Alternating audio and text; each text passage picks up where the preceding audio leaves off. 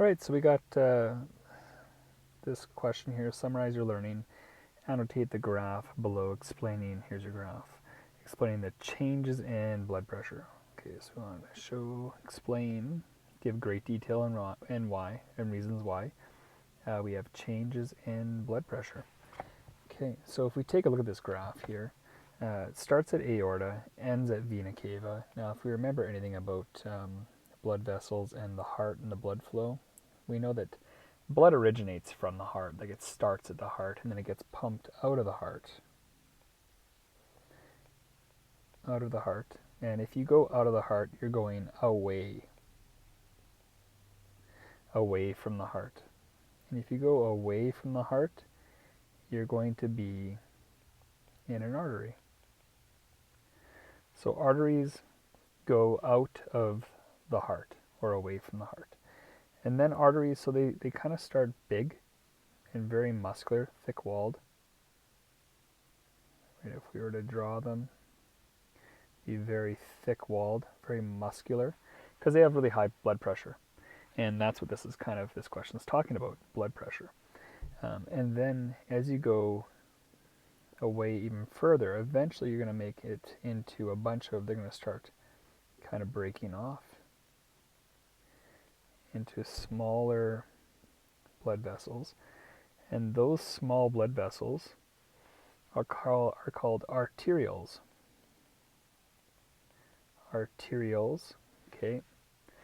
It's still an artery, so it still has high blood pressure, but they're further away from the source of the pumping. So the further you go from the pump, the less the pressure is going to be. So the pressure is going to decrease because you go further away from the source of the pumping. Arterial, if you think of eole, if you had to name your very adorable daughter name and you had two choices, you had artery or arterial, you'd probably pick arterial if your daughter was feminine, because arterial sounds like a more feminine name, and it actually is, and that's where it came from. Scientists back in the day were a little bit sexist, and they would name things using terms that they thought were okay. And today maybe we wouldn't use those terms, but we still do because of our sexist past. So arterial means acute, tiny, little artery. Eole sounds feminine, and it means tiny and cute. At least that's how I remember it.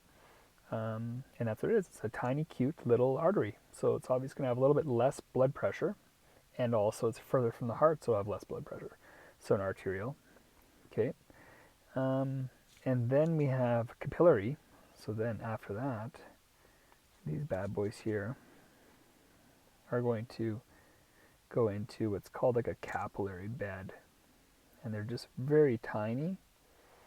And it's all about increase in surface area. And that is a capillary.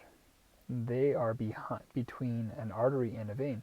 So then you have this tiny little vein called a venule. And then after the venule you have a big vein. Okay. So it kind of goes in reverse now, right? So then you're going to have these small veins here. And then, or venule, sorry, that's a venule, small veins. And then you have the big veins. And they have quite a large lumen or hole. And they have really thin walls. They're very weak because they have low blood pressure because they're really far away. This is the source of the pumping right here. Look how far away they are.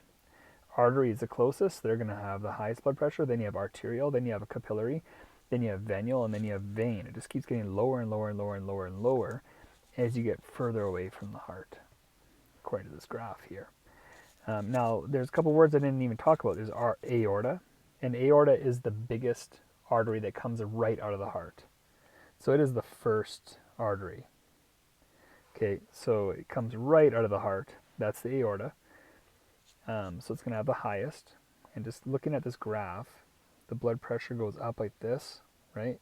This is the highest blood pressure. That's high blood pressure.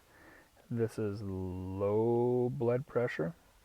Okay, So the aorta starts high, then the artery, there's a whole bunch of arteries. There's the subclavian that goes down your arms, there's the femoral that goes down your leg, there's the one that goes up to your brain. Why can I not think of what it's called? Not the jugular. There's another one I can't remember. Anyway, there's the hepatic. There's the portal vein.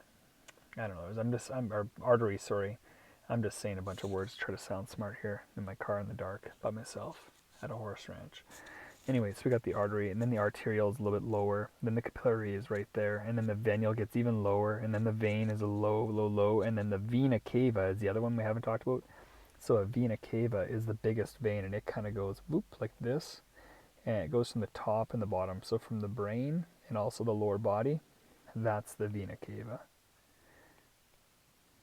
And then, like I said before, the aorta kind of goes whoop like this, and then some of it goes down like this. That's the aorta.